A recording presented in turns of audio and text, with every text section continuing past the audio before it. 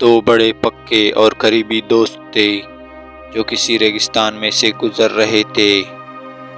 گرمی اور دھوپ کی وجہ سے وہ پسینے سے شرابور تھے۔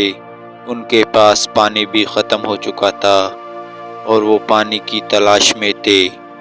سفر کے دوران ان کا کسی بات پر جھگڑا ہو گیا تو وہ دونوں پہلے ہی پریشان غصے میں آ کر ایک دوست نے دوسرے کے منہ پر زور سے تھپڑ مارا۔ جس کو تھپڑ لگا وہ ریت پر گر گیا۔ اسے تکلیف بھی ہوئی اور افسوس بھی ہوا، لیکن کچھ بھی بولے بغیر اس نے ریت پر اپنی انگلی کی مدد سے لکھا، آج میرے دوست نے مجھے تھپڑ مارا ہے۔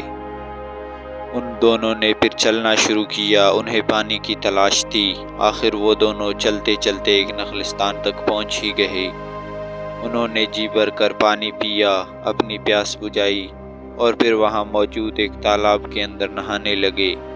نہاتے نہاتے وہ دوست جس نے تھپڑ کھایا تھا وہ گہرے پانی کی طرف چلا گیا۔ اس کو تیرنا نہیں آتا تھا، وہ ڈوبنے لگا۔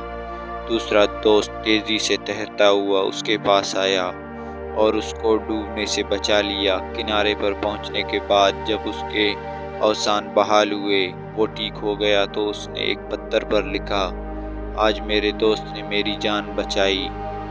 دوسرا دوست جس نے تھپڑ مارا تھا اور اب اس کی جان بچائی تھی، وہ بڑا حیران ہوا۔ اس نے پوچھا کہ جب میں نے تمہیں تھپڑ مارا تھا تو اس وقت تم نے ریت پر لکھا تھا، اور اب میں نے تمہاری جان بچائی ہے تو تم نے پتھر پر لکھا ہے، اس کی کیا وجہ ہے؟ تو پہلے دوست نے مسکراتے ہوئے جواب دیا، جب کوئی اپنا تکلیف پہنچائے تو اسے ریت پر لکھنا چاہیے تاکہ محبت اور معافی کی ہوا اسے آسانی سے مٹا دے، لیکن جب کوئی ہمارے ساتھ اچائی کرے، نیکی کرے تو اسے پتھر پر لکھنا چاہیے تاکہ غصے اور عداوت کی ہوا کتنی ہی تیز کیوں نہ ہو، وہ اس سچائی کو کبھی نہ مٹا سکے۔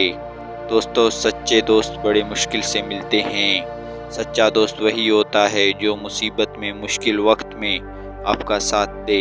اس لیے اگر زندگی میں آپ کو اچھا ساتھی، اچھے دوستوں کا ساتھ مل جائے تو اس کی قدر کریں، اسے اپنی زندگی سے کبھی نہ جانے دیں، اور اس کا بہترین طریقہ یہ ہے کہ ان کی اچائیوں کو پتھر پر لکھیں کہ وہ آپ کو بھول نہ پائیں، اور ان کی کمیوں، کوتاہیوں کو ریت پر لکھیں تاکہ وقت کی ہوا اسے آسانی سے صاف کر دے اور آپ انہیں یاد نہ رکھ پائیں۔ یہی اچھے اور مضبوط ریلیشن شپ کا راز ہے۔